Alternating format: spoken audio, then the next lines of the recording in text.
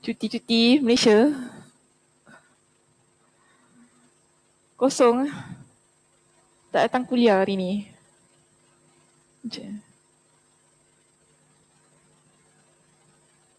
Kalau cuti sekolah nak cuti Sekejap Nak share dulu. Dah ada masuk.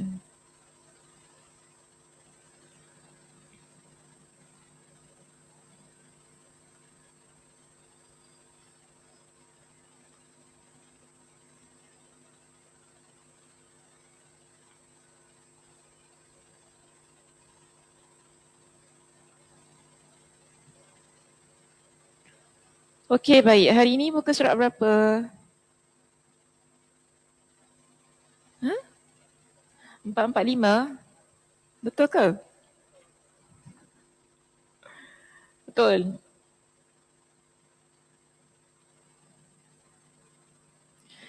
Okey, muka surat 445. Kita berada di perenggan yang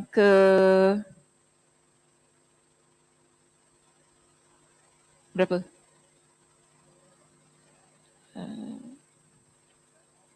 Tiga. Second last. Okay.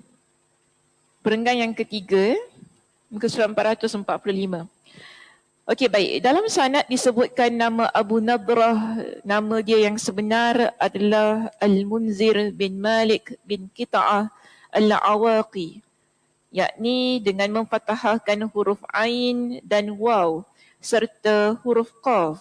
Itulah pendapat yang masyhur yang dikatakan oleh jumhur ulama.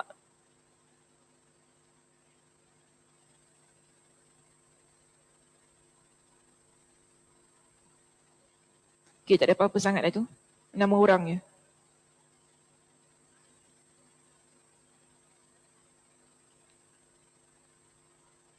Terus masuk muka surat 446 Situ je cerita tentang sanad saja. Okey, muka surat 446. Sabda Rasulullah sallallahu alaihi wasallam, "Fataqdhifuna fihi minal qutai'a." Lalu kalian letakkan korma-korma kecil di dalamnya. Okey, ini merujuk kepada hadis nombor 118. Jadi kalau nak lihat kembali, hadis nombor 118 berada di muka surat berapa?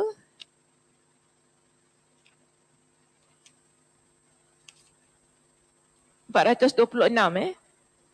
Jadi kita nak bincangkan perkataan yang berada di hadis 118 muka surat 426. Baik, jadi apakah yang dimaksudkan dengan fataqdhifuna fihi minal qutai'a? Maksudnya demikian yang tercantum di dalam seluruh kitab-kitab rujukan tentang kata fataqdhifuna yang terdapat pada riwayat yang pertama ini. Maknanya adalah kalian menaruh dan meletakkan korma-korma itu di dalamnya. Adapun perkataannya yang diriwayatkan Muhammad bin Al-Muthanna dan Ibn Bashar dari Ibn Abi Adi adalah وَتَذِيفُونَ بِهِ مِنَ الْقُطَيْعَةِ. Lalu kalian mencampurkannya dengan korma-korma kecil tanpa huruf qaf. Okay, dalam hadis kita fataqdhifun kan, huruf qaf kan. Okey, kalau kita rujuk pada kitab lain, dia guna perkataan mana tadi? sorry. Watadifun. No, zal. Watadifuna bihi minal qutai'a. Beza dengan yang ada dalam kitab. Tanpa huruf qaf. Bahkan ada yang meriwayatkannya dengan watadifuna. Dia guna dal kat situ. Tetapi watadifuna dan watadifuna juga dianggap fasih dan kedua-duanya memfathahkan huruf ta.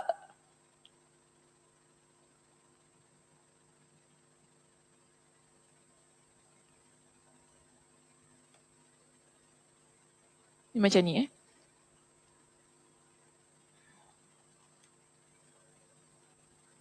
dalam buku, dalam hadis yang 118 kan, fatakzifun. Guna perkataan fatakzifun. Ini dalam hadis kita nombor 118 tadi. Okey. Guna huruf qaf.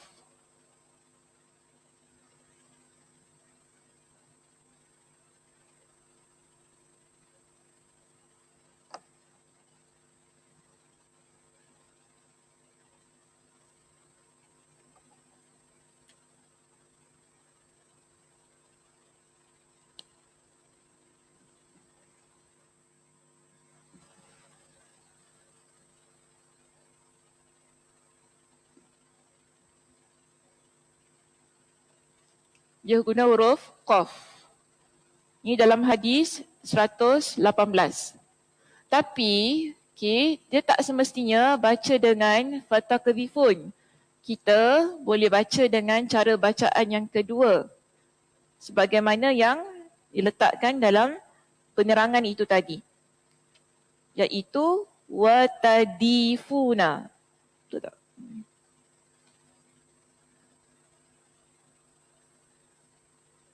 Zal. Watadifuna. Tadifuna. Dia guna zal. Okey.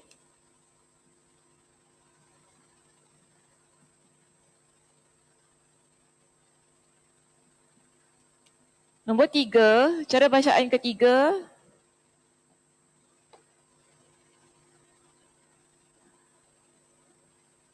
Dia guna dal. Betul tak? Ke saya salah?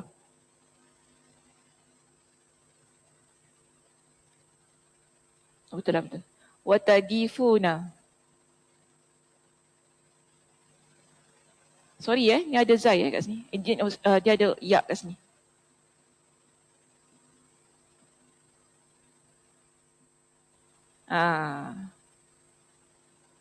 Pakai dal.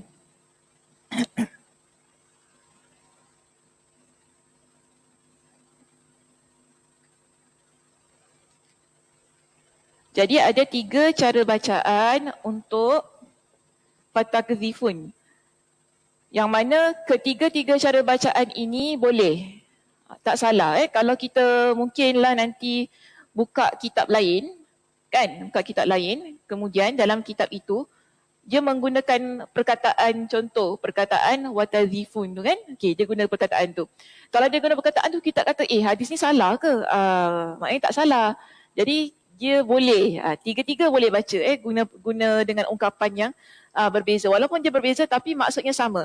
Kerana kalau kita lihat pada perenggan yang berikutnya, di situ di baris yang terakhir sekali, saya tak nak baca lah perenggan yang berikutnya tu kan, sebab dia cerita lagi lah tentang cara-cara bacaan.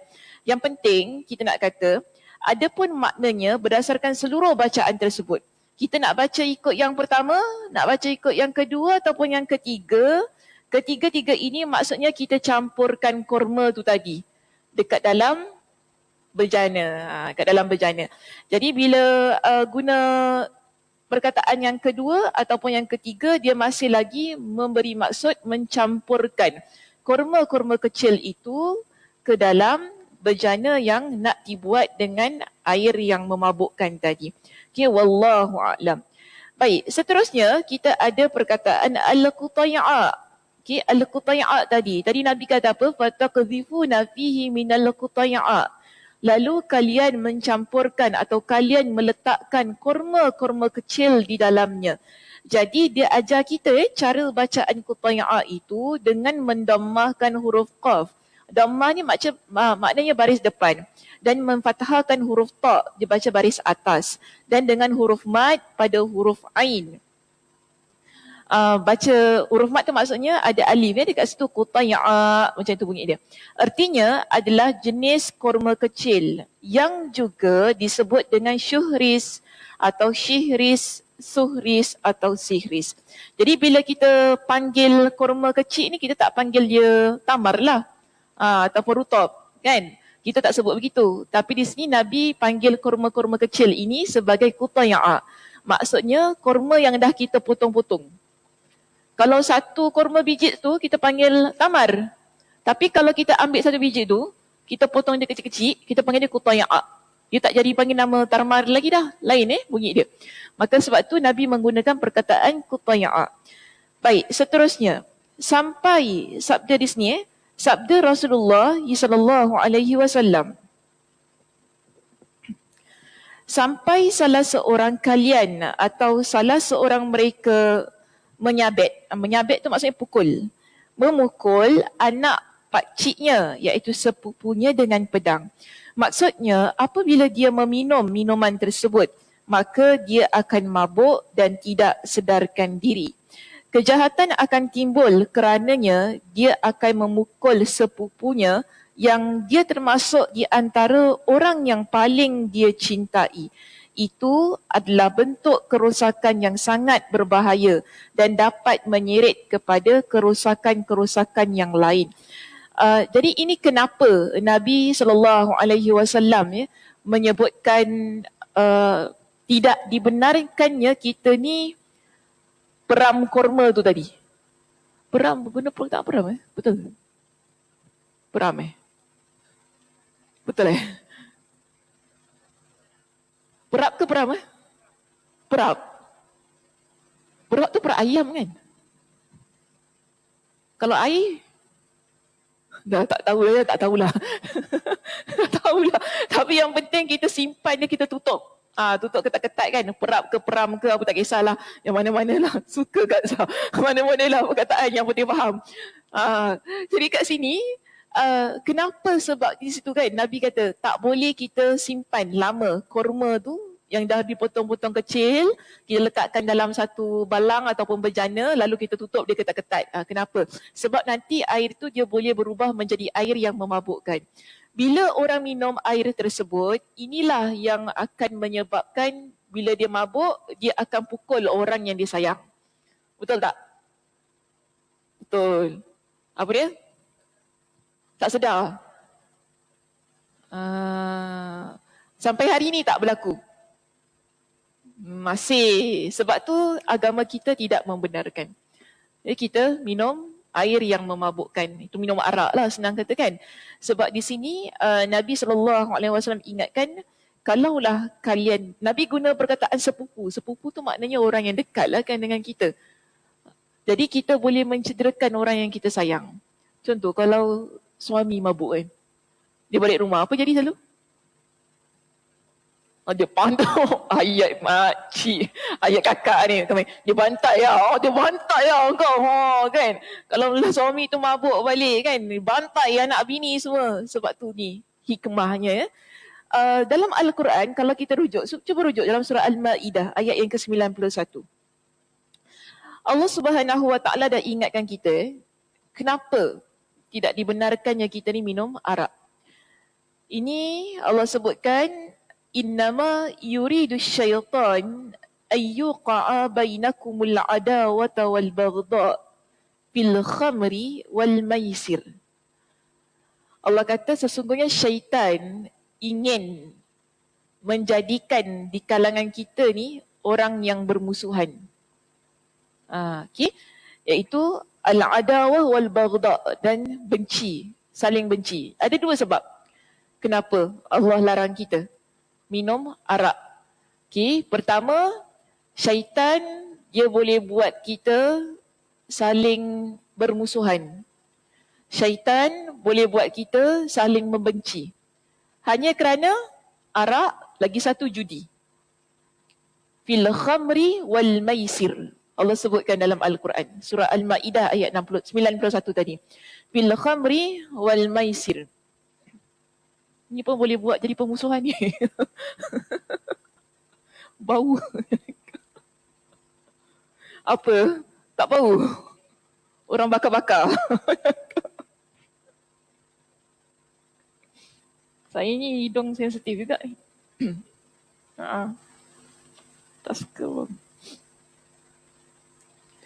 fil khamri wal maisir wa yasuddakum an zikrillahi wa anis salah, dan juga menghalang kalian daripada zikir, itu ingat kepada Allah, dan juga daripada solat. Fahal antum muntahun, maka tidakkah kalian berhenti? Allah Subhanahu wa taala ingatkan kepada kita. Jadi ada beberapa sebab. Pertama, syaitan dia akan menyebabkan kita ni bermusuhan dan saling membenci, menerusi satu perbuatan, iaitu al-khamar wal maisir, minum arak dan juga judi. Betul lah Nabi SAW kata tadi kan, kalau orang itu dia mabuk, dia akan pukul sepupu dia. Macam tadi juga kita dah terangkan. Kalau kita mabuk, contoh suami dia balik kerja dalam keadaan yang mabuk, ataupun dia dah lepak kat kelab mana tu kan, cek kelab kelab dandut, mabuk tak? Tak pergi lagi. Tak pernah pergi. Oh, kan tak pergi lagi. Na'udzubillah. Na'udzubillah min zalik. Na'udzubillah. Betul. Jangan pergi kelab-kelab macam ni.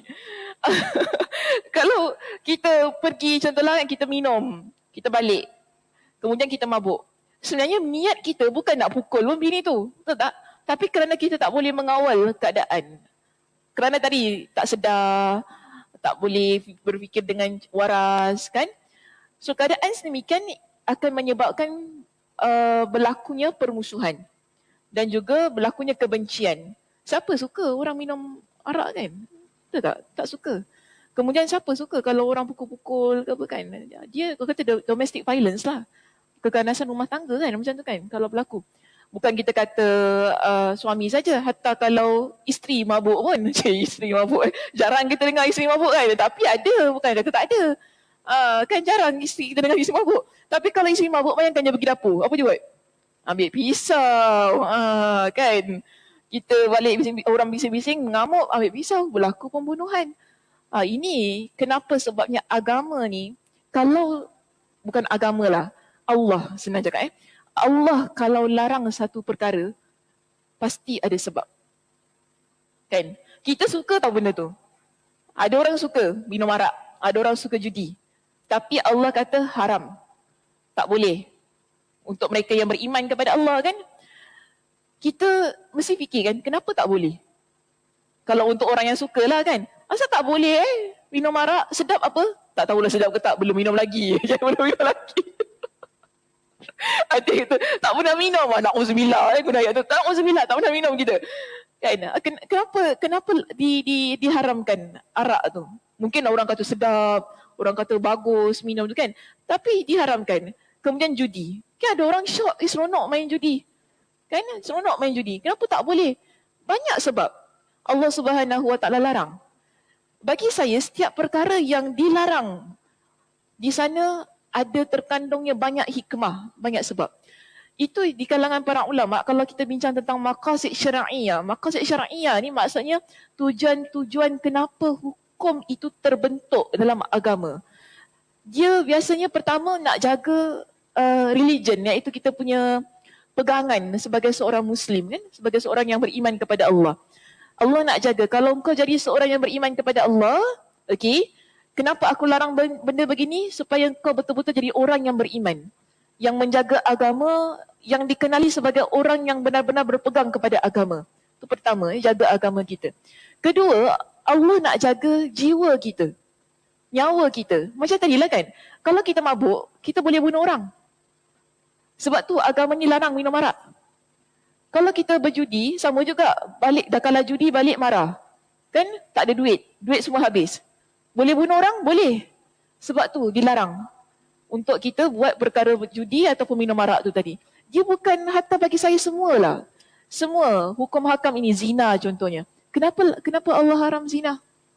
Kenapa tak boleh zina? Kenapa mak tak boleh zina dengan anak? Kenapa bapa tak boleh zina dengan anak? Kenapa macam tu? Untuk jaga keturunan. Itu yang nombor 3, maqasid ni, jaga keturunan. Dan kita nak keturunan kita ni terjaga kan. Tahu siapa mak, siapa bapa, siapa anak kan. Ini cucu, ini cicit. Keturunan tu terjaga. Bayangkan kalau kita tak kenal, siapa anak aku semua anak kita, contoh. Macam mana? Kahwinlah siapa? Anak kita boleh kahwin dengan anak-anak. Tak terjaga, institusi kekeluargaan tu tak ada. Sama juga lelaki kahwin dengan lelaki boleh? Tak boleh. Sempat. Kena cakap kan? Kena cakap. Kalau tak nanti orang confuse. Kena cakap juga. Dah tak boleh dah. Laki dengan laki kahwin. Kata, oh tak apa, boleh. Kita boleh guna apa tu? Nak cakap macam mana? Segan nak cakap. Kata, oh nanti penyakit kita sebut. Tak boleh. Doktor banyak apa sekarang? Orang guna alasan macam tu kan? Kita punya medical semua dah bagus. Kemajuan teknologi. Dah boleh kekang penyakit. Apa salahnya kalau kita perempuan dengan perempuan, lelaki dengan lelaki? Kita tak boleh cakap begitu. Sebab ini fitrah, jangan lawan fitrah. Saya bagi contoh, kenapa Allah bagi kita kaki satu kanan satu kiri? Boleh kiri dengan kiri, cuba beri kasut kat Skechers, saya nak kiri dengan kiri je. Boleh? Kau tahu? Masuk akal tak? Cuba pergi kedai kasut kan, saya nak saiz 7, tapi kiri-kiri je. Orang tu tengok, pelik adik ni. Kenapa nak kiri-kiri? Suka hati saya lah, saya nak pakai. Tapi boleh pakai? Tak boleh. Boleh jalan? Tak boleh jalan. Tapi kalau dia buat juga macam mana? Dia lawan fitrah dia kan? Dia lawan penciptaan tu tak? Sama juga. Kita nak perempuan dengan perempuan. Lawan fitrah. Kita kata, habis dah nafsu saya macam gitu. Tak boleh lah. Saya dah suka perempuan dengan perempuan macam mana? Takkan nak paksa juga dengan lelaki. Dia bukan sebab, contoh macam ni kan? Dia sama macam tu. Kita nak kata, habis saya suka zina. Contoh kan? Na'udzubillah lah. Kata. Contoh, saya suka zina. Perempuan dengan lelaki kan? Takkan kita nak pergi juga. Tapi kenapa kita buat? Sebab kita kawal. Kita kawal keadaan itu. So kalau kita suka perempuan dengan perempuan, kita kawal lah. Betul tak? Kita kena kawal. Sebab apa? Ianya adalah melawan fitrah dan ianya adalah satu yang dilanggar dalam agama. Kena kawal. Kita suka macam mana pun sama dengan dosa-dosa lain. Tak nak solat. Tapi kena solat. Wajib. Kenapa solat juga? Sebab ia perintah Allah. Kita tak nak solat, tapi kita lawan. Kenapa kita lawan? Kita buat apa yang Allah Subhanahu Wa Taala perintahkan. Kuatkan kita. Sama juga, apa-apa yang menjadi kesukaan kita. Banyak benda yang kita suka dalam hidup ini. Tapi kita tak boleh ikutkan apa yang kita suka. Sebab ia adalah sesuatu yang Allah Subhanahu Wa Taala tetapkan begitu. Okey, lainlah kalau kita ni bukan orang yang beragama Islam kan. Contoh kita mungkin free thinker, tak beriman adanya Tuhan, itu suka hatilah ikut nak tongkang terbalik. Ikut-ikutlah nak jadi apa jadilah. Tapi kalau kita orang yang kita kata kita Muslim, beriman kepada Allah, di situ kita ada guidelines. Kita ada aturan dalam hidup kita sebagaimana yang digariskan oleh agama. Kalau saya kata ya, mungkin ada orang yang mana dia mentafsirkan teks-teks ni, dia ikut kepala dia sendiri. Kan, mungkin dia kata, tak ada, dalam Al-Quran ni tak pernah sebut pun lelaki dengan lelaki tak boleh. Ataupun perempuan dengan perempuan tak boleh. Mana dalam Al-Quran dia sebut? Tak ada. Lepas tu guna teks. Dia guna teks apa? Kalau ada orang guna teks lah. Dia kata apa tu? Kan Allah Subhanahu Wa Taala cipta kita berbangsa-bangsa, pelbagai keturunan. Allah kata apa? Inna akramakum indallahi atqakum. Yang paling mulia di kalangan kalian adalah orang yang bertakwa. So kalau saya gay, saya paling bertakwa, Allah sayang saya. So nak cakap ni, kalau saya pencuri, saya paling bertakwa, Allah sayang saya lah. Boleh? Silap kefahaman silap. Jadi hati-hati. Kita tak boleh menggunakan akal kita untuk kita terjemah teks Al-Quran. Sama juga dengan hadis. Kenapa kita belajar kitab Syarah Sahih Muslim ni? Walaupun kata ni apa cerita pasal kurma ni? Ni apa cerita-cerita pasal mana ada orang simpan-simpan kurma kat dalam bejana? Tapi kenapa kita belajar? Sebab kita tak tahu apa akan jadi pada kemudian hari. Kan? Kita tak tahu apa terjadi pada kemudian hari. Kalau kita tinggalkan ni semua, tiba-tiba ada orang datang, boleh tahu simpan air dalam kurma simpan dalam air Dalam hadis ada cakap. Dalam hadis ada cakap, betul dalam hadis ada cakap. Tapi bagaimana hadis tu kita faham hadis tersebut? Bagaimana kita faham apa yang Nabi SAW sebutkan? Semua orang dia boleh mentafsirkan teks-teks Al-Quran dan hadis Nabi ikut apa yang dia inginkan. Okay, ikut apa yang dia rasa betul. Tetapi kita sebagai orang yang beriman kepada Allah, sebagai seorang Muslim, kita ada guidelines, kita ada panduan kita. Contoh, kita baca hadis, kita ikut di kalangan scholars kita Muslim yang lama-lama. Kita tak kata, oh diorang tu lama-lama tak boleh pakai lagi. Orang lama-lama hidup zaman bila, dah mati pun diorang ni. Kan? Contoh Imam Muslim, Imam An-Nawawi, dah meninggal lah. Zaman bila dia terjemah tu? Zaman bila dia tafsirkan ataupun zaman bila dia syarah ni? Ikut zaman dia. Tapi kenapa kita masih lagi belajar? Kenapa kita masih lagi belajar? Kena ingat tu. Sebab apa yang dia tafsirkan ataupun dia syarahkan ini diperakui seluruh ulama yang dahulu dan terkini. Diperakui. Tak ada orang kata sesat imam ni, tak dipakai. Tak ada orang kata gitu. Kerana dia ikut, orang ni adalah orang yang kita nampak ketakwaan dia. Orang yang kita nampak bagaimana dia ketika dia syarah tu dia ikut. Yang sebenarnya kefahaman di kalangan para sahabat. Di kalangan mereka yang betul-betul ikut Al-Quran dan Sunnah. Mereka, kalau mereka tafsir pun ikut kepada pendapat mereka, mereka tak terpesong ikut apa yang mereka rasa betul. So kita ni jangan mudah ikut mana-mana orang lah yang mana kata oh ini salah, ini kena ditafsirkan semula. Jangan mudah begitu. Sebab nanti bila salah, biasanya kalau kita jumpa orang ni salahkan Muiz, betul tak? Ni Muiz tak buat kerja. Siapa kata Muiz tak buat kerja? Habis ustazah ramai-ramai buat apa? Habis yang ustazah mengajar kat depan ni buat apa?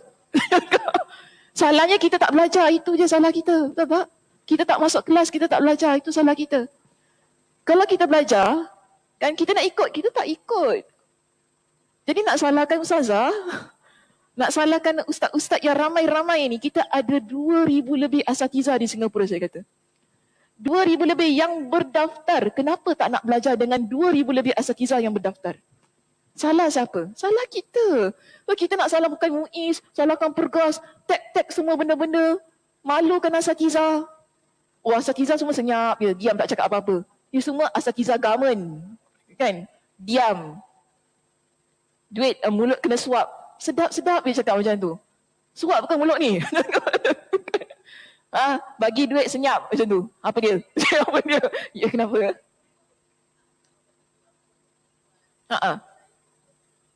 Kalau diorang jual air kurma, tiba-tiba, okey.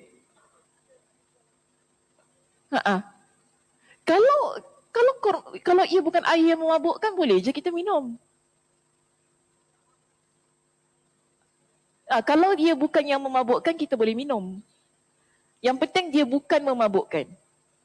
Yang penting ia bukan memabukkan. Itu je kita punya guidelines. Tapi kalau kita tersalah tafsir kan, kita faham semua air kurma tak boleh minum.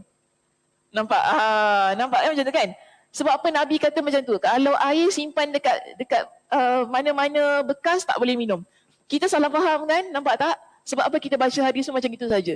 Tapi bila kita baca terjemahan ataupun bila kita baca pentafsiran di sini, kita dah faham dah yang jenis macam mana tak boleh minum. Okay, yang jenis macam mana kita tak boleh minum. Sebab tu kita perlu ada satu je senang saya kata. Hidup ni jangan malas belajar. Okay, jangan malas belajar agama. Senang cakap itu. Jangan malas belajar agama. Kalau kita malas belajar agama, kita akan banyak salah faham pada teks-teks agama. Bila dah salah faham, kita akan ikut. Kalau mungkin kita tak ikut, kita akan salahkan orang lain. Sebelum kita salahkan orang lain, kita salahkan diri kita sendiri. Senang macam tu. Sebab apa? Tak nak belajar. Itu je. Itu je kita punya kesilapan. Dia tak nak belajar tapi banyak cakap. Kan? Tak nak belajar, banyak cakap. Betul tak? Dah tak belajar, banyak cakap. Lepas tu dah banyak cakap benda salah. Dah cakap banyak benda salah. Sebenarnya banyaklah orang bagi saya video, kan? Bagi saya ini, bagi saya ni, suruh saya reply, suruh saya jawab. Dia bukan pasal tak nak jawab, bukan pasal tak nak reply tau. Bukan pasal kita ni mendiamkan ataupun bukan pasal kita ni kata orang tu buat benda betul, bukan. Tapi kan ada banyak perkara yang perlu kita fikirkan. Kalau kadang-kadang kata, dia buat video, kita kena buat video juga. Kalau orang gitu kan. Bila nak selesai? Dia cakap, kita cakap macam tu kan. Dia buat tag, dia tulis gini, kita pun kena reply macam tu. Dia tak semestinya begitu keadaan dia. Dia tak semestinya begitu. Contoh, orang curi, kita lawan dengan mencuri ke? Engkau curi harta aku curi harta kau. Logik tak apa saya cakap? Tak semestinya satu benda yang salah, kita kena guna cara yang salah juga. Jadi kita kena bijak bertindak. Kena bijak bertindak. Kalau orang banyak cakap, tak semestinya kita pun kena banyak cakap. Kan? Kalau orang dia aktif, dia menentang agama Islam, kita pun tak semestinya kena buat cara yang sama. Ada banyak cara yang lain. Antaranya ialah kita ajak orang belajar. Kita berikan benda-benda yang betul lah. Bukan kita mesti nak, oh kau buat salah, aku kena buat macam juga. Kalau gitu, dia tak selesai tau. Banyak benda tak selesai dalam hidup ni. Kalau kita lawan, semua benda kita nak lawan, semua benda kita nak cakap, kan dia tak selesai. Ni pun sama tak selesai juga ni.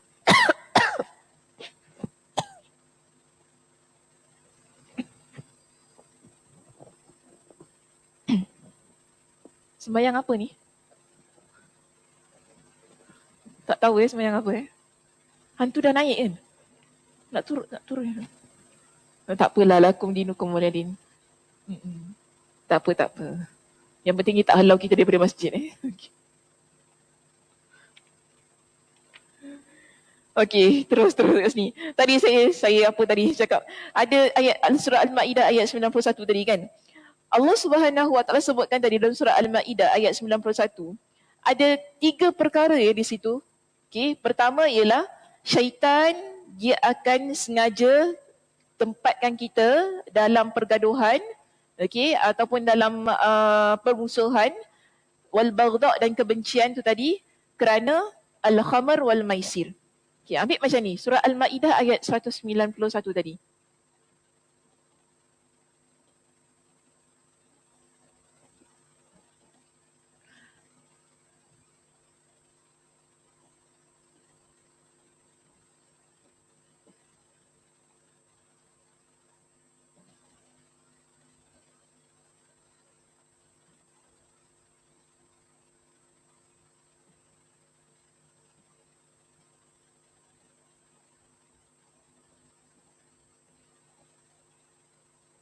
Okey. Yang kedua, Allah sebutkan dalam ayat yang sama Allah kata di situ wa yasuddakum an zikrillah, menghalang dari ingat Allah.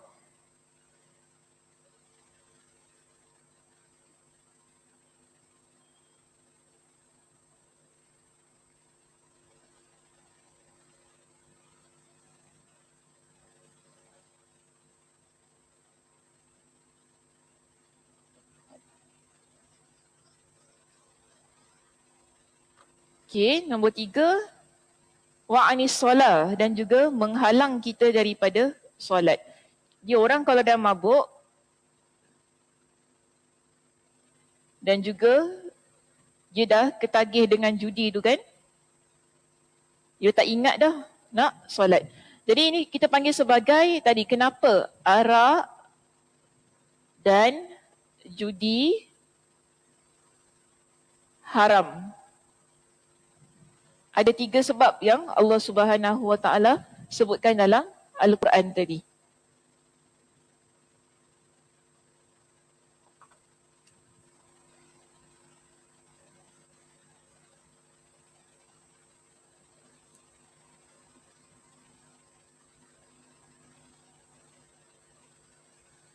Okay, nanti rujuk surah Al-Maidah ayat 91. Dan ini juga dikuatkan. Saya sengaja datangkan ayat ini nak kuatkan hadis Nabi ni sebab Nabi tadi sebutkan tentang orang yang memukul sepupunya. Jadi kita kuatkan dengan surah Al-Maidah ayat 91. Baik, seterusnya di situ. Yang perkataan tu tinggalkan. Perkataannya, dan di dalam kelompok kaum itu ada seseorang yang terkena luka seperti itu. Namanya adalah Jaham, dan luka pukulan itu terdapat pada betisnya. Maka di sini kita lihat bila Nabi SAW sebut tentang orang yang memukul sepupunya, di kalangan mereka yang dengar hadis itu tadi, ada orang yang memang dah terjadi dah. Antaranya di situ namanya Jaham tadi, yang memang sepupu dia pernah pukul dia. Jadi bila Nabi SAW beritahu kepada mereka ni kan, ni delegasi Abdul Qais jangan lupa siapa mereka ni. Delegasi Abdul Qais ni yang datang jumpa dengan Nabi. Bila Nabi beritahu kepada mereka di situ, Nabi sebutkan dengan satu situasi. Kalau kalian minum air yang memabukkan yang kalian simpan tu tadi, ia boleh menyebabkan kalian memukul sepupu kalian. Jadi di kalangan mereka ada yang betul-betul terjadi. Ini kita panggil sebagai nak kata mukjizat boleh jugalah. Nabi tahu apa exactly yang berlaku di kalangan mereka. Jadi Nabi berikan contoh begitu supaya menjadi pengajaran kepada mereka. Mereka kata, oh betul juga Nabi kata sebab hari tu sepupu aku memang dah pukul aku dah. Saya baik tak mati. Dia macam gitu keadaan dia kan. Alhamdulillah hidup lagi dia. Tapi dah meninggal lah. Ni cerita lama Seterusnya kita lihat di sini. Kita ada perkataan fi asqiyatil adamil lati yulathu ala afwahiha. Maknanya kulit al-adam, kita ada perkataan al-adam di sini. Al-adam iaitu kulit yang telah disamak dengan sempurna. Cuba lihat perenggan yang kedua di situ pada baris yang ketiga. Jadi makna bacaan yang pertama adalah tali dililitkan pada lubangnya lalu diikat. Sedangkan makna bacaan yang kedua adalah lubang bejana-bejana itu diikat dengan kuat. Jadi dua-dua makna yang ada di sini boleh saja tak jadi masalah. Dililitkan pada lubang lalu diikat dengan tali tadi kan, atau lubang bejana itu diikat dengan kuat. Dua-dua boleh ambil perkataan tu. Yang kita faham daripada fi asqiyatil adamil lati yulathu ala afwahiha. Kemudian kita ada perkataan di sini, inna ardana kathiratul jirzan. Sesungguhnya di negeri kami banyak terdapat tikus. Jadi dia guna perkataan kathirah. Singapura banyak tikus? Banyak. Sekarang tak tahu. Tikus tak pernah masuk rumah kan? Tak pernah, yang penting itu. Siapa yang duduk level 1 tu lah Level 1 kan, yang rumah bawah tu kan. Dia rumah tu rare. Cantik kan macam rumah kampung kan. Dulu saya hampir beli rumah macam tu. Tapi bila fikir balik, ini nanti lipasnya satu kan. Lepas tu tikus yang satu. Aduh, hai. Banyak kerja pula. Tak apalah. Tapi sekarang rumah tu kalau jual mahal dah jual rumah pula. Okey, tak apa. Demikianlah kami membacanya. Sedangkan di dalam beberapa kitab rujukan tercantum dengan kathir. Maksudnya, ada di kalangan ulama, mereka baca hadis ini dengan tak belakang tu kan, kathirah. Ada yang kathir. Dia tak letak tak bulat dekat belakang tu. Okey, sebagaimana yang dikatakan oleh Syekh Abu Amr bin As-Salah. Okey, tinggalkan. Baik, lihat kan kita ada ayat Al-Quran kan yang kat bawah tu kan. Ayat Al-Quran tu tinggalkan, tak mengapa. Lepas surah Al-A'raf ayat 56, okay, perkataan itu kita ada sebelahnya Al-Jirzan. Tadi Nabi kata, bukan Nabi kata, mereka kata, inna ardana kathiratul jirzan. Al-Jirzan adalah jamak dari jurad. Sebagaimana halnya Nigran dari Nugar, kita tak apalah. Maknanya adalah salah satu jenis tikus. Demikian yang dikatakan oleh Al-Jauhari dan yang lainnya. Az-Zubaydi berkata di dalam kitab Mukhtasar Al-Ain, Al-Jurath adalah tikus jantan. Sedangkan sebahagian dari para ulama hadis yang mensyarahkan hadis ini berpendapat bahawa Al-Jurath adalah tikus. Maknanya dia tak sebutlah jantan ke betina, tak kisah. Yang penting tikus.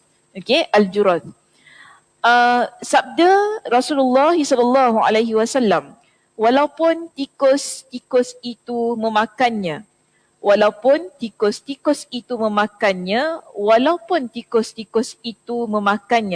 demikianlah yang tercantum di dalam kitab-kitab rujukan, iaitu diulang sebanyak 3 kali. Nabi ucapkan hal itu sebanyak 3 kali. Sebab apa? Bila Nabi SAW larang mereka menyimpan air korma tadi kan dalam bejana yang ditutup dengan rapat. Kerana kalau kita simpan begitu, nanti air tersebut dia akan berubah menjadi air yang memabukkan. Jadi mereka berikan kepada Nabi dengan alasan kenapa kita buat gitu. Dia kata, kalau kita simpan air pada bekas yang diperbuat daripada kulit, tempat mereka ni banyak tikus selalu akan gigit kulit tu. Dia akan menyebabkan tempat simpan air tu rosak. Jadi di sini sebab tu Nabi kata apa? Walaupun tikus banyak kat tempat kalian, itu bukan menjadi penyebab kalian perlu minum air yang memabukkan ataupun simpan air dalam bejana yang memabukkan itu tadi. Okey. Baik, seterusnya pukul berapa? Sikit lagi. Tinggalkan muka surat 448, 449 sampai 450. Sebab di situ dia bincangkan tentang perawi lah, para perawi yang ada di dalam hadis-hadis ini. Jadi saya rasa dia tak, untuk kita lah, untuk kita konteks kita ni tak berapa penting. Sila lihat pada perenggan yang ke-3, okay, paragraf number 3, muka surat 450. Di situ kita ada perkataan mereka ja'alanallahu fidaka. Jumpa tak? Jumpa Ja'alanallahu fidaka. Yakni dengan mengkasrahkan huruf fa. Maknanya adalah semoga Allah menjagamu dari perkara-perkara yang dibenci. Ini doa yang disebutkan dalam hadis itu tadi. Jadi Nabi SAW bersabda, wa alaikum bil muka. Jadi muka di situ dibaca dengan mendammahkan huruf mim. Okay, mim baca baris atas dan mensukunkan huruf waw. Wawnya kita baca dengan mati. Jadi bunyi mu. Maknanya adalah buatlah Nabi di dalam wadah tipis yang diikat lubangnya dengan tali. Jadi kalau nak minum macam tadilah kakak tanya kan, boleh tak kalau kita nak minum air kurma ni? Boleh. Air kurma ni kita panggil sebagai nabis tu tadi. Dia ada banyak daripada sudut kesihatan tentang nabis ni. Antaranya lah untuk memudahkan pencernaan, maksudnya mudah buang air besar. Minum nabis ni, lawas lah kata. Jadi kalau nak buat boleh, tak ada masalah. Yang penting ialah kita simpan dalam bejana yang tipis tadi Nabi sebut. Bejana yang tak, kalau kita tutup dengan rapat pun dia tak merubah air itu tadi menjadi air yang memabukkan. Okey, baik. Seterusnya saya nak masuk kepada pengajaran hadis kita yang berada di topik ke-8 ini. Berapa minggu belajar hadis ni? Nak dekat 2 bulan tak Ustaz saya? Betul kan? Lisa aku. Nak dekat 2 bulan belajar bincang hadis tentang kurma ni saja. Okey. Sebenarnya ada banyak pengajaran lain yang boleh kita peroleh daripada perbincangan ini. Tentang delegasi tadi yang jumpa dengan Nabi untuk menanyakan tentang hal yang memasukkan mereka ke dalam syurga dan menjauhkan mereka daripada api neraka. Kita ada di sini 11 pengajaran yang boleh kita bawa pulang tentang hadis tersebut. Baik, intisari di situ ya. Secara global atau secara keseluruhannya tentang hukum dan makna hadis telah saya sebut, maknanya Imam An-Nawawi dia kata telah saya syarahkan, tetapi saya akan memaparkannya kembali secara ringkas. Kita dah bincang panjang-panjang tentang hadis ini selama 2 bulan. Actually banyak sangat yang kita belajar tentang hadis tersebut. Namun di sini Masya Allah Tabarakallah, Imam An-Nawawi dia masih lagi nak bantu kita untuk mudah faham lagi tentang hadis-hadis ini. Dia letakkan dalam bentuk point form di situ supaya kita faham. Baik, pertama dia kata, memilih para tokoh dan orang-orang terhormat untuk didelegasikan menghadap seorang pemimpin bagi mengkonsultasikan perkara-perkara penting. Daripada hadis ini kita lihat delegasi Abdul Qais dia merupakan orang yang selected. Kita ada berapa orang? 14. Okey. Kak Azhar kenapa tengok saya macam nak telan? Dia takut salah tau. 14 orang. Ada 14 orang yang dipilih untuk bertemu dengan Nabi SAW. Dan kita dah baca hadisnya. Di mana mereka ni ada kesukaran untuk setiap kali pergi ke Madinah bertemu dengan Nabi. Mereka boleh pergi berjumpa dengan Nabi bila? Pada bulan-bulan haram. Bulan-bulan haram apa?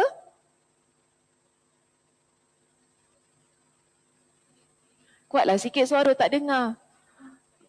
Zulkaidah, Zulhijjah, Muharram, Rejab. 4 bulan haram. Jadi maknanya delegasi Abdul Qais ini ataupun mereka daripada kaum Abdul Qais, mereka boleh jumpa dengan Nabi 4 bulan ni saja. 4 bulan, baki bulan yang lain tak boleh. Kenapa? Sebab ada kabilah Mudar. Okay, bila mereka nak keluar daripada kampung, mereka kena hadap kabilah Mudar ni. Kabilah Mudar pada waktu itu mereka tak masuk Islam lagi. Jadi mereka anti. Mereka tak boleh tengok orang yang nak pergi jumpa dengan Muhammad. Siapa-siapa yang akan pergi jumpa Muhammad, kita akan perang. Begitu. Untuk mengelakkan peperangan, sebab tu mereka tak keluar pada bulan-bulan yang selain 4 bulan tersebut. Jadi mereka keluar pada 4 bulan ini kerana ini adalah bulan yang mana kita musuh macam mana pun tak boleh perang. Tak boleh bergaduh. Bijak caranya. Jangan ikut perasaan lah. Tak kisah, perang pun perang lah. Ada orang macam itu kan. Perang pun perang. Aku peduli apa? Itu kita. Kita suka ikut perasaan. Kan? Apa peduli je anti ke? Tak suka dengan Islam ke apa? Peduli apa aku? Kan? Yang penting aku jumpa Nabi. Tak boleh gitu. Kita kena bijak. Sebab apa? Kita fikir masa depan. Kalau kita mati, siapa nak dakwah orang kat sini? Kena fikir macam tu kan. Jadi di sini mereka pilih 4 bulan haram tu tadi untuk keluar jumpa dengan Nabi. Tetapi kita ingat, bukan satu kampung keluar jumpa Nabi. Betul tak? Okey, hari ni, bulan haram kakak semua pergi jumpa Nabi. Boleh? Tak boleh. Contoh, bulan haji, satu Singapura semua orang Islam pergi menunaikan ibadah haji? Tak kan? Hanya yang terpilih sahaja pergi menunaikan ibadah haji. Samalah juga di sini. Jadi di sini kita nak katakan poin pertama tadi. Mereka yang dipilih bukan orang yang calang-calang. Apa lagi baunya?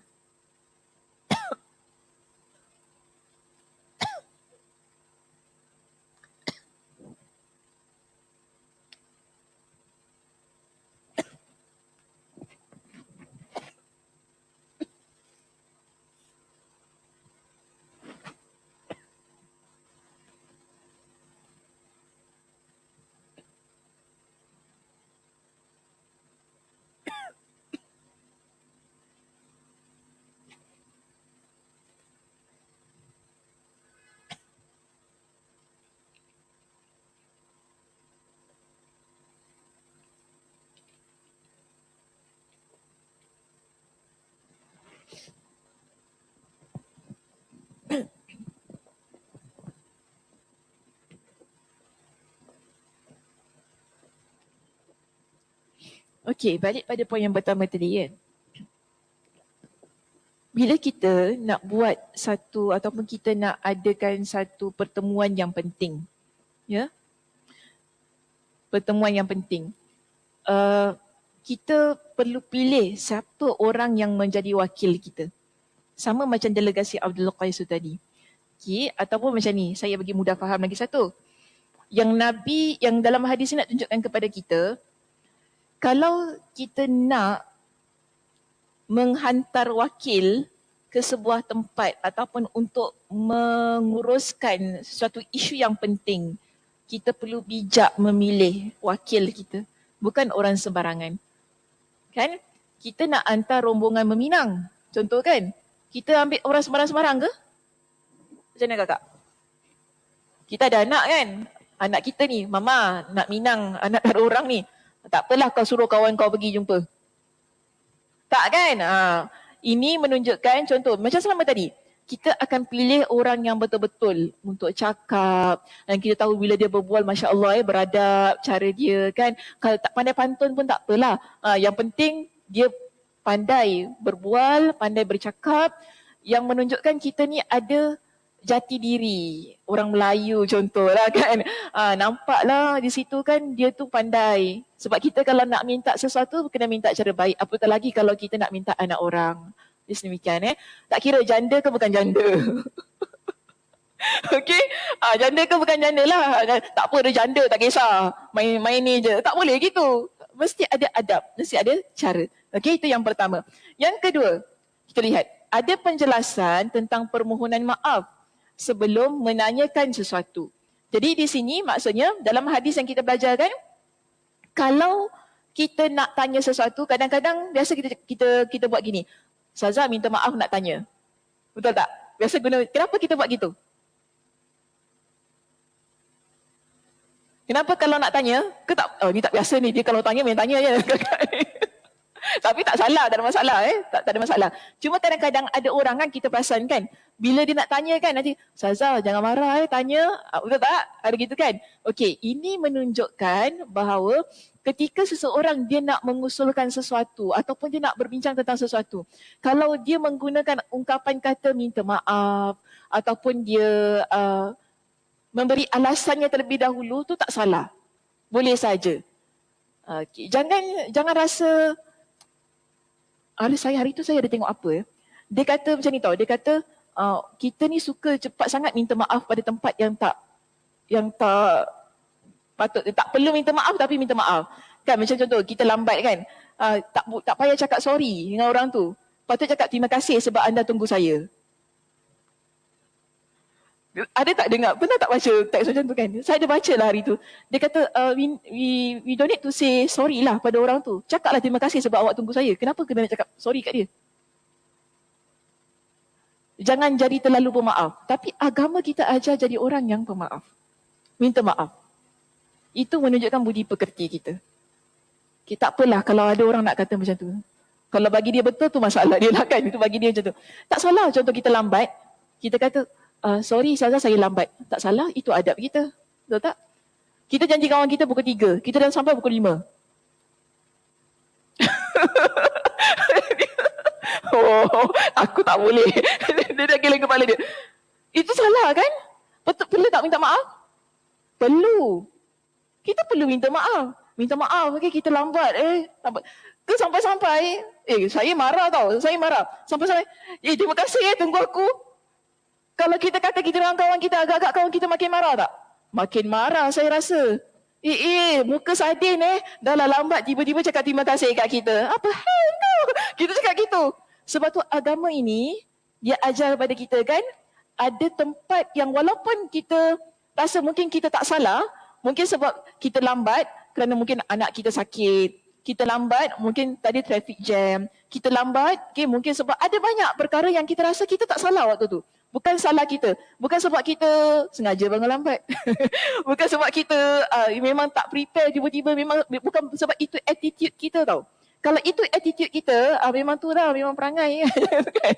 Itu memang, mungkin kita rasa, kalau memang itu attitude dia, memang suka lambat, memang patut dia minta maaf. Tapi kalau sebab dia lambat, traffic jam ke apa, tak perlu minta maaf.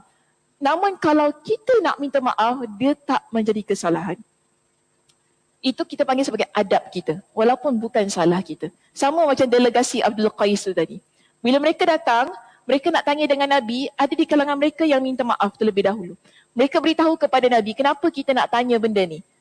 Okay, sorry Nabi sebab kita, saya guna bahasa ni, Nabi sorry, guna ayat kan. Saya nak tanya ni sebab kita tak boleh keluar selalu gini.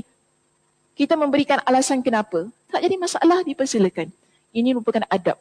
Okay, baik, itu yang kedua. Yang ketiga, penjelasan tentang perkara penting dan rukun Islam kecuali haji yang pada saat itu belum disyariatkan. Baik, dalam hadis ini dia Nabi SAW bila ditanya oleh delegasi itu kan apa perkara yang diwajibkan ataupun apa perkara yang boleh buat kita masuk syurga, Nabi sebut 4. Apa dia? Kalau masih ingat lagi? Mengucap 2 kalimah syahadah, puasa, bayar zakat, solat. Betul solat. Betul. Okay. Solat 4 kan? 5 tak sebut haji. Haji tak sebut sebab dia belum disyariatkan. Tapi ada lagi satu apa? 1/5 daripada harta rampasan perang dizakatkan. Okay? Ada disebutkan begitu. Jadi disebutkan kepada kita tentang rukun Islam sebagai hal yang boleh menyebabkan kita masuk ke dalam syurga Allah Subhanahu Wa Taala. Walaupun kita kata dalam bab ini daripada awal, dalam bab iman, kitab iman yang kita belajar, daripada hadis yang pertama, ni hadis yang ke-8 tau. Asyik belajar pasal rukun Islam aja. Mungkin ada kata gitu kan, tak ada benda lain kena belajar. Daripada rukun Islam, daripada awal. Tapi kita belajar daripada konteks yang berbeza. Dia punya konteks berbeza. Ini kesnya lain, ini kesnya lain kan. Tapi Nabi menggunakan jawapan yang sama. Untuk tunjukkan kepada kita betapa pentingnya rukun Islam itu dijaga. Kalau jaga ia baik-baik, insya-Allah. Itulah yang akan menjadi penyebab kita masuk ke dalam syurga Allah Subhanahu Wa Taala. Okey, baik. Yang keempat, penjelasan tentang orang alim yang memberikan kefahaman kepada pengikutnya sebagaimana yang dilakukan oleh Ibn Abbas radhiyallahu anhuma. Hal tersebut juga hal tersebut juga boleh dijadikan sebagai dalil bahawa di dalam memberikan fatwa diperlukan suara bulat, diperlukan kesepakatan. Ini sebagaimana Ibn Abbas, ada seorang wanita, dia tanya kepada Ibn Abbas dengan soalan yang sama, iaitu boleh tak kalau dia nak buat air nabis tu tadi kan. Jadi Ibn Abbas dia gunakan jawapan Nabi yang Nabi berikan kepada delegasi Abdul Qais. Maknanya di sini ulama, Ibn Abbas ni ulama dalam konteks pada waktu itu, dia seorang ulama, seorang ustaz yang memberikan jawapan ikut kepada apa yang Nabi SAW berikan kepada orang ramai. Baik, yang kelima, anjuran untuk mengucapkan selamat datang sebagai bentuk pujian agar lebih terasa akrab. Sebagaimana yang Nabi SAW ucapkan kepada delegasi Abdul Qais. Nabi kata apa? Marhaban bil qaumi ghaira khazaya walan nadama. Nabi guna perkataan marhaban. Maksudnya ini kita panggil sebagai cara kita welcome ataupun cara kita menyambut tetamu. Kan kita kalau orang datang rumah kita selalu cakap apa? Selamat datang. Tak adalah, kita cakap gitu. Jom masuk. Kita guna ayat kita kan. Ikut konteks lah Kak Sa. Janganlah ikut macam ni. Selamat datang ni acara besar-besar kan. Pagi-pagi rasmi memang kita kata selamat datang kan. Tapi kalau orang datang rumah kita kata, selamat datang kakak. Selamat datang ke rumah saya. Kita tak kata gitu. Kalau orang datang rumah kita, biasa kita, jom masuk. Maknanya kita welcome orang datang kan. Jadi ini antara sunnah. Sunnah bila orang datang rumah kita gunakan ayat yang baik-baik, jemput orang masuk, tanda kita suka orang tu datang. Kalau orang datang kita diam je apa maknanya? Tak suka kan? Orang datang tak cakap apa-apa. Kau datang? Yelah datang lah. Tak cakap apa tau? Pandai-pandai lah kau. Kita rasa apa? Kecil hati kan? Cuba Liza datang rumah saya. Saya tengok je. Liza datang. Apa rasa? Balik Liza. Kita mesti nak balik kan? Maknanya kita tak sedap. Maknanya orang tu dia tak sambut kita. Walaupun rumah kita lah, rumah kecil bukan masjid. Kalau masjid lain-lain selamat datang, masuk datang, jemput duduk ke apa kan. Walaupun rumah kita kecil, kita kena ada rasa menghormati tetamu. Sebagaimana Nabi SAW, delegasi tu datang, Nabi ucapkan selamat datang. Kan? Kalau kita jemput datang, jemput masuk datang duduklah. Kan? Buatlah macam rumah sendiri. Kalau cakap macam tu macam mana? Habis. Habis semua. Makan tak ingat dunia. Zaza kata buat macam rumah sendiri. Kita boleh tidur macam rumah kita. Tak jugalah, agak-agak lah ya kita. Biasa orang guna ayat buat macam rumah sendiri tu. Tapi bukan bermakna suruh buat macam rumah sendiri. Bukan suruh tidur atas katil kita. Kan? Bukan suruh pakai baju-baju kita kat dalam wardrobe. Bukan macam tu maksudnya. Tak tiba-tiba buka wardrobe. Zaza kata buat macam rumah sendiri. Buka almari Zaza. Kau pilih-pilih kau nak pakai baju apa. Kan? Anak kita, contoh kan, datang, kita kata gini lah, kawan kita datang, bawa budak kecil-kecil ke apa kan, Mas bawa Wais datang Ustazah kata, buatlah macam rumah sendiri, Wais main-main, semua main-mainan, buka semua. Yang belum buka pun buka. Bukan gitu maksudnya. Kita sebagai mak kita faham kan, anak aku kena jaga. No, macam gitu. Tapi ada orang tak reti bahasa. Itu pun masalah juga kan. Dah cakap macam rumah sendiri, betul-betul dia buat macam rumah sendiri. Ya Allah, habis. Lanap rumah orang tu. Agak-agak lah juga ya. Janganlah kita mentang-mentang Nabi suruh kita sunnah, kita menghormati tetamu, kita buat macam rumah kita sendiri. Betul-betul. Susah juga macam ni. Okey, baik, nombor 6. Penjelasan tentang diperbolehkannya memuji seseorang di hadapannya jika tidak dikhawatirkan terjadi fitnah pada dirinya dan hal tersebut harus disesuaikan dengan kondisi masing-masing individu.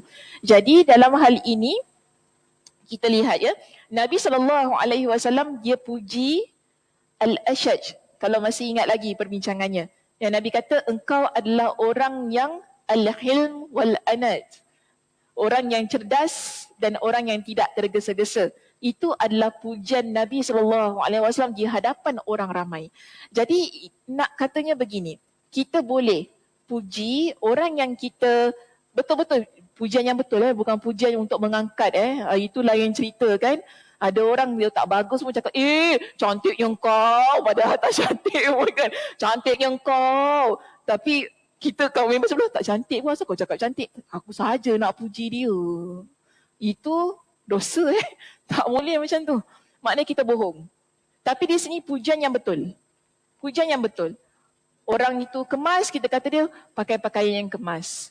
Orang itu dia orang yang sabar, kita puji dia sebagai orang yang sabar.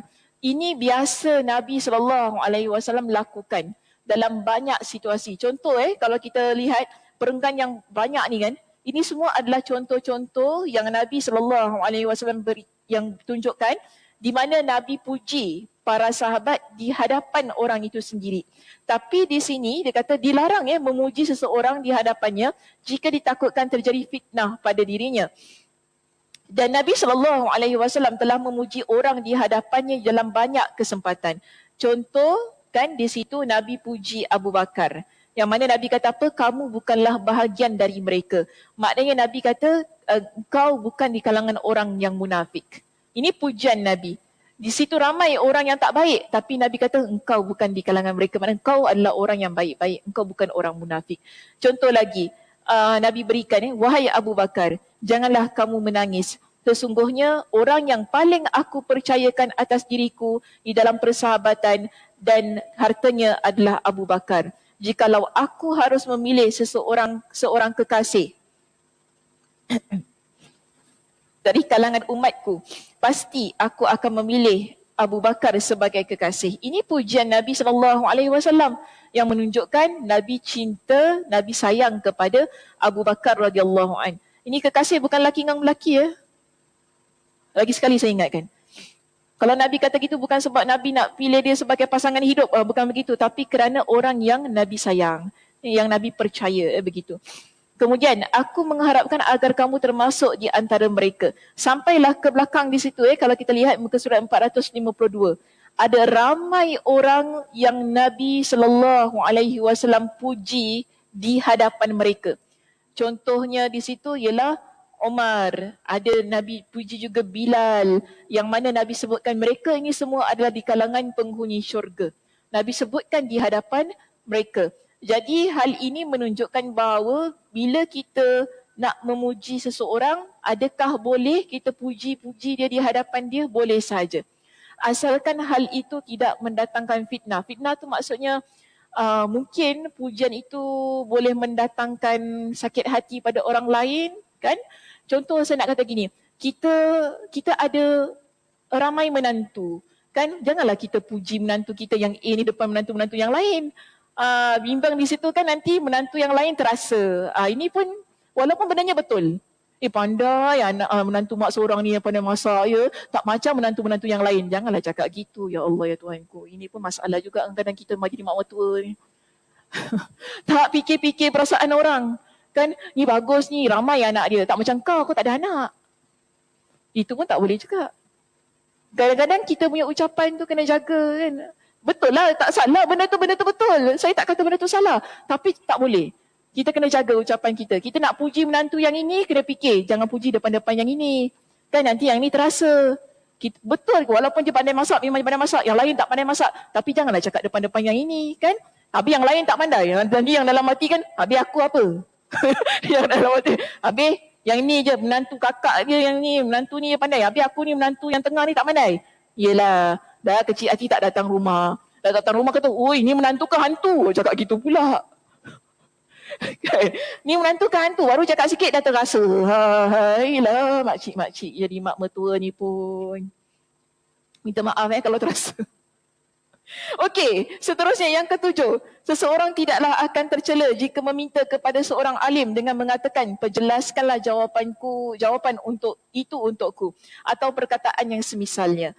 Maksudnya di sini, kalau ada di kalangan guru kita yang ceramah ataupun dia syarahkan, kita kemudian tak faham satu part tu kan. Kita minta kepada dia, Ustazah boleh tak jelaskan bahagian yang ini? Tak jadi masalah. Ini sebagaimana ada juga dalam hadis yang kita dah belajar.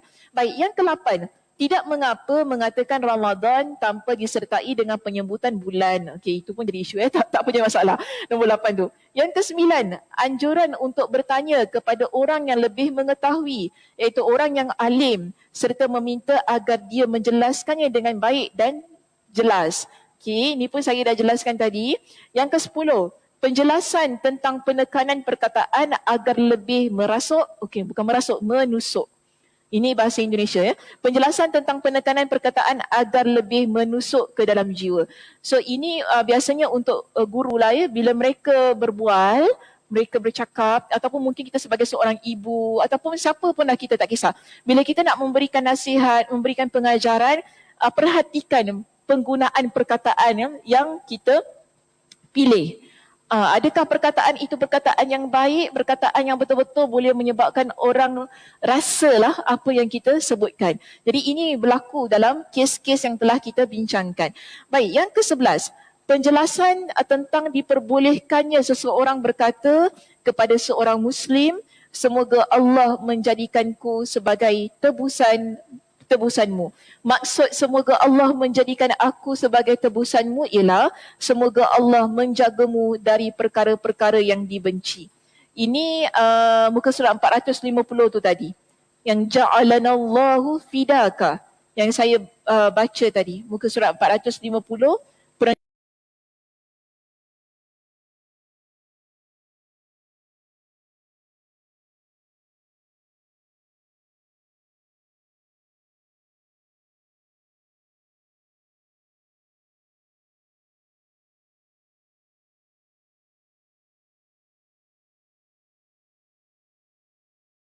Hanya kepadanya memohon petunjuk dan perlindungan. Okey. Tadi saya lupa ya nak baca satu doa ni. Saya ada tulis kat sini. Kita, kalau ada orang puji kita kan, tadi saya bincang tentang pujian kalau ada orang puji kita depan kita, ada doa yang boleh kita baca. Supaya kita ni tak riak, kita tak rasa bangga diri kan.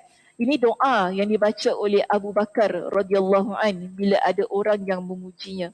Jadi ucapan Abu Bakar tatkala ada orang yang memujinya, dia doa begini kepada Allah.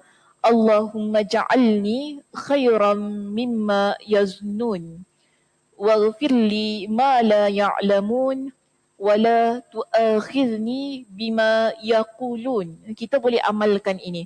Kalau ada orang yang memuji kita, ya. Oh, tak ada dekat sini. Saya share je. Okay. Maknanya kalau ada orang puji kita, kita boleh doa, Allahumma ja'alni khairan mimma yazunnun. Maknanya, ya Allah, kau jadikan aku lebih baik daripada apa yang mereka sangka tentang aku. Kejap, saya baca dulu satu-satu. Okay. Allah ni saya tulis Janganlah buat muka gitu, sian mukanya. Okay. Allahumma ja'alni khairan mimma yazunnun. Ya Allah, engkau jadikan aku lebih baik daripada apa yang mereka sangka. Sebab hanya kita yang tahu diri kita ni macam mana. Mungkin orang nampak kita baik, belum tentu kita baik.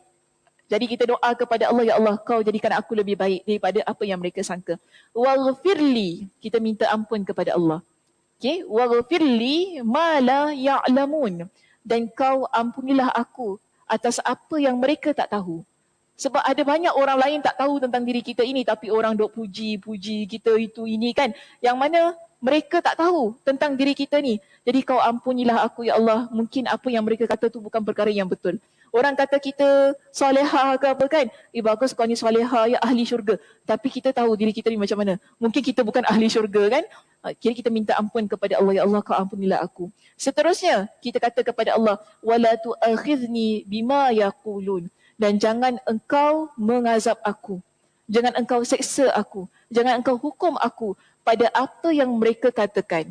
Sebab mungkin dia kata yang benda tak betul tentang kita. Yang mana dia kata kita baik, kita tak baik sebenarnya. Dia kata kita salihah, kita tak salihah. Dia kata kita pandai baca Quran, tak pandai pun. Baru baca satu ayat sebenarnya. Tapi orang kata kita pandai kan. Jadi kita minta, ya Allah, kau jangan letakkan hukum pada apa yang mereka ucapkan tentang aku. Okey? Okay, siapa tak dapat tadi, saya baca kan. Nak tulis bahasa Melayu ke bahasa Arab? Oi, kuat ke bahasa Melayu? Tulis bahasa Melayu. Ini doa siapa tadi saya sebut? Doa Abu Bakar. Jadi kita boleh amalkan doa ini bila ada orang puji kita, kan hal yang baik-baik lah ya. Tapi kita tahu, ya Allah, hai, aku tak macam tu. Kan? Kadang-kadang macam tu kan. Ya aku tak macam tu lah, janganlah puji lebih-lebih. Ya. Jadi kita doa ya macam ini. Allah, memang Allah.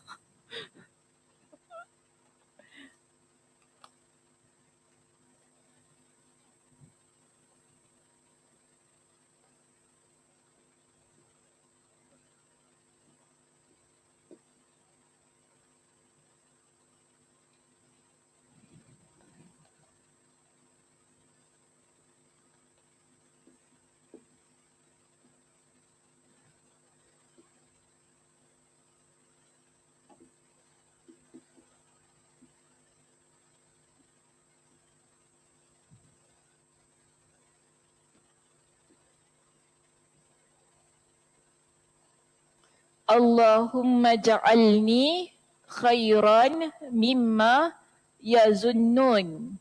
Okay.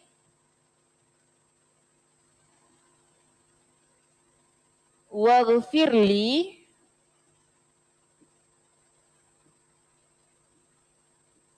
ma la ya'lamun.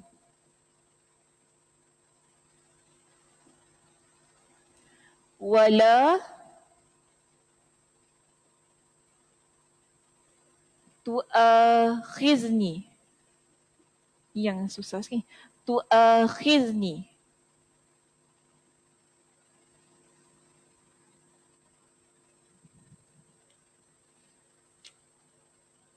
Bima yaqulun. Dengan apa yang mereka katakan.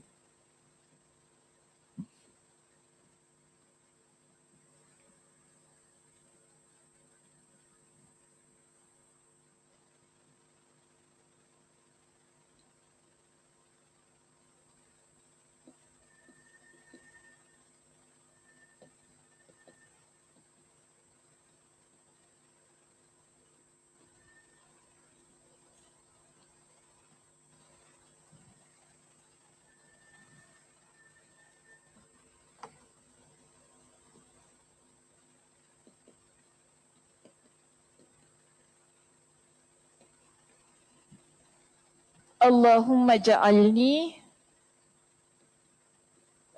khairan mimma yazunnun. Ya Allah, kau jadikan aku lebih baik daripada apa yang mereka sangka tentang aku tu tadi. Okay. Waghfirli, dan ampunilah aku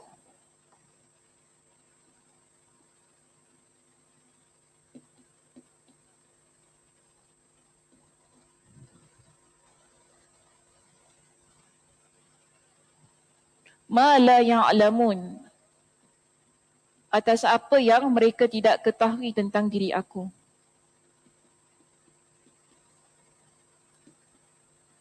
Okey. Yang ini saya risau yang bawah ni, ejaan dia ni.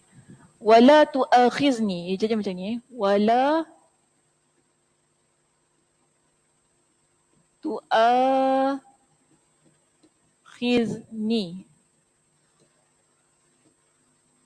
Okey.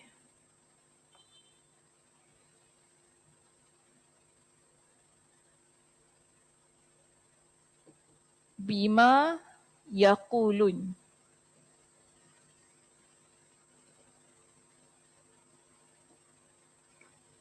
Jadi ini doa Abu Bakar ketika ada orang yang puji dia, maka dia baca doa ini. Jadi kita pun boleh mengamalkan doanya ya, agar kita ni tahu diri kita, kita tak jadi orang yang sombong, kita tak rasa diri kita bagus lebih bagus daripada orang lain kan. Jadi kita doa, Allahumma ja'alni khairan mimma yazunnun. Ya Allah, kau jadikan aku lebih baik daripada apa yang mereka sangka. Waghfirli ma la ya'lamun. Dan kau ampunilah aku atas apa yang tidak mereka ketahui. Wala tu'akhizni. Dan jangan engkau hukum aku dengan apa yang mereka katakan tentang aku itu tadi. Okey, itu sahaja pengajian kita pada pagi ini. Oh, semua tak salin ni. Ustazah penat tak tulis. Tak ada. Gurau je. Oh, kalau mau salin tak apa. Boleh. Sama je. Saya gurau je. Betul. Tak apa, nanti Mas boleh hantar dekat WhatsApp group kan? Kan? Mas boleh tulis? Hantar yang ini dekat WhatsApp group. Ya. Yeah.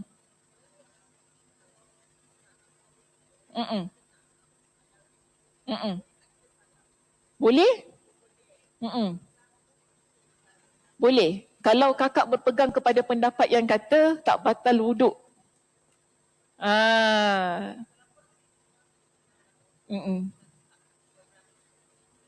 Tak memberatkan? Tak meraihkan? Berahi. Oh, ayat. Tak memberahikan. Ya betul. Ada dia asalkan yang pendapat kata boleh itulah kan. Asalkan bukan dengan maksud yang memberahikan ataupun bukan dengan maksud untuk bersamalah. Itu yang menyebabkan batal wuduk. Tapi kalau kita tak ada apa-apa, just salam gitu kan, okey je. Namun saya juga tak menafikan ada pendapat kata batal. Jadi siapa yang nak pegang kata batal, dipersilakan. Siapa kata tak batal, dipersilakan. Dia ada banyak pendapat lagi tu. Oh, tanya saya pendapat saya. Janganlah, ni pendapat individu. Kalau saya taklah. Saya tak nak menyusahkan diri saya.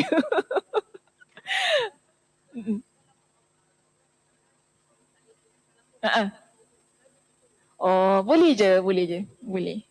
Okey. Okay, itu saja perbincangan kita untuk pagi ini. Terima kasih. Saya tutup dengan tasbih kafarah. Subhanakallahumma wa bihamdika asyhadu an la ilaha illa anta astaghfiruka wa atubu ilaik. Assalamualaikum warahmatullahi wabarakatuh.